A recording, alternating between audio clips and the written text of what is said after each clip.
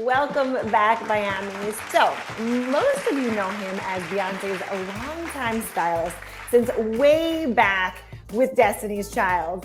And celebrity stylist Ty Hunter is in the building, bringing the heat with his new memoir, Makeover from Within. Lessons in hardship, acceptance, and self-discovery. Bay also wrote the foreword, and I can't wait to get all the way into it. Ty Hunter, welcome to the show.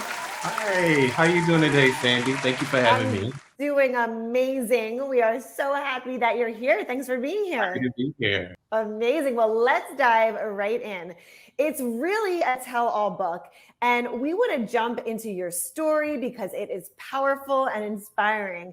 But before we touch on those 18 years as Beyonce's personal stylist, let's take it back to the beginning. Working with Bey, how did this all come together? Well, actually, I was in the medical field. I used to sit under a microscope and work on artificial heart valves. Monday through Friday. And what happened was I found out a really good friend of mine had a heart valve, and it just this place that I love and I made really good money became a place that I dreaded going to. And I moved to Houston. I called my cousin. I was like, "Can I stay with you for a month or two?" Because it was a 3 month trial. Like you had 3 months. Your job wasn't promised, but my boss was cool with me doing it. And I got to Houston and realized this is where I need to be. I didn't want to leave, so I started doing window dressings for different stores in Houston, and I met Miss Tina, the Girls with Neighborhood Superstars that had No, No, No, No, No on the radio. Oh, And we just connected. And being that my mom was 4 hours away in Austin, Miss Tina immediately came like, I call her other mother still to this day. She became like an other mother, and we just built a bond. And before you know it, the girls kept growing, and I was moving throughout the Galleria Mall working at different stores. And Miss Tina came, I was working at BB at the time. You remember ah, Miss BB? oh, yes, I do. I was working at BB at the time, and she came in, and all the girls came in. They were filming the day in the life of Destiny's Child, and she's like, "I'm gonna get you out of here one day."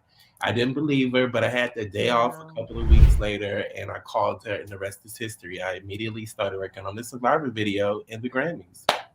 Wow, Yeah, that is incredible. it And is. you share a lot of deep stories. And something that I was surprised to learn about is that you were shot in your younger years and having to learn to walk all over again. Can you just take us back to that night and just kind of talk about that and walk us through just a little bit of that story with us?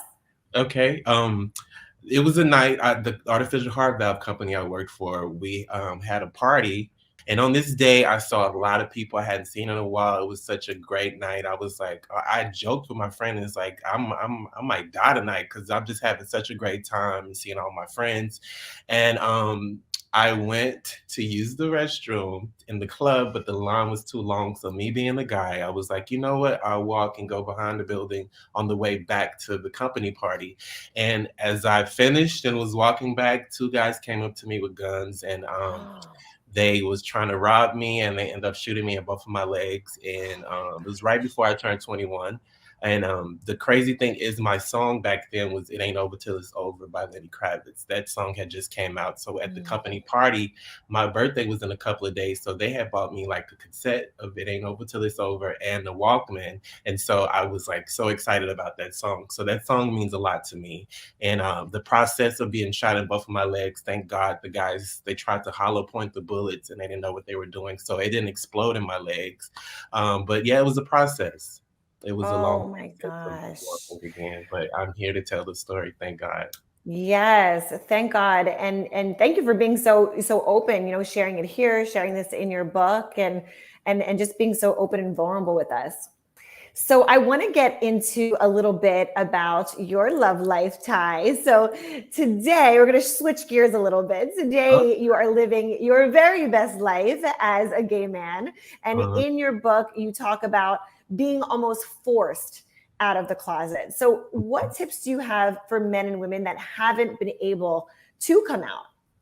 I just believe it's all your own personal timing. I was forced out. Something that seemed like a dark time to me is also, today, look, it's a blessing. I don't know who I would be today if I wasn't pushed out of the closet. But at the same time, I just feel like you'll know when, and don't worry about the outsiders. Who you sleep with is who you sleep with. But at the same time, for your freedom, you got to move at your own pace and move with your heart. Yeah, yeah. And just being able to share that too is, you're going to be able to help so many people as well. So there's always that beautiful side of it also. Again, switching gears, I want to dive into developing and building your brands. You have been behind the scenes for so long, and now you're standing out in the forefront. So how has this transition for you been, and what made you want to share this makeover from within? After, stepping away from styling for a bit, I started doing motivational speaking and going out and telling my story. And also just through my social media, getting a lot of DMs and seeing people on the streets and, abroad throughout the world. I just felt like it was time, the pandemic going, and it was something that I just wanted to really push out and get off of me too. Just let people know that you can do anything, be anything. And my story isn't perfect. I know a lot of times we just look at what we see on social media is like the highlights. We only post the highlights, but there are dark times. I'm going through a lot still to this day. My mom has cancer, and I just want people to know that you can keep going and still do what you have to do, and everything will just work out through love and hope and dreams, and through prayer. Yes, yes, absolutely. And we all know with success comes struggle, and you talk about this in the book. So what have been some of your toughest moments career-wise? And then maybe also share with us some of those lessons. The hardest thing is just missing out on special occasions with family, missing birthdays, missing funerals, missing, highlights and stuff. My daughter, Mhm. who is turning 20, not 28. Oh my God, November 9th. Wow. She's turning 28. Wow. During the time when I started styling, there wasn't any FaceTime. We didn't even have cell phones. And so I missed Wow. a lot of highlights. And so those are the kind of things that I dread. And, thank God for forgiveness and her understanding. But it is a blessing at the same time, but you do miss a lot of highlights in life. We got to tap in to it. We saw recently fashion designer Nusi Quero claiming that he wasn't paid for a shoot with the Queen. You don't need to comment on the event, but share maybe your expertise. How do you suggest stylists go about collecting their coins and creating contracts? I, that's a question for Beyonce and him, but me personally speaking, I just have a team who take care of things like that for me. Yeah, just make sure that you got your side handled. Yeah, yeah. All right, we'll leave it there. We'll leave it there. I have a question for you. I'm sure a lot of people are going to be asking themselves this question right now. Can everyday people hire you, or do you have to be famous? And how can we reach you and keep up with you?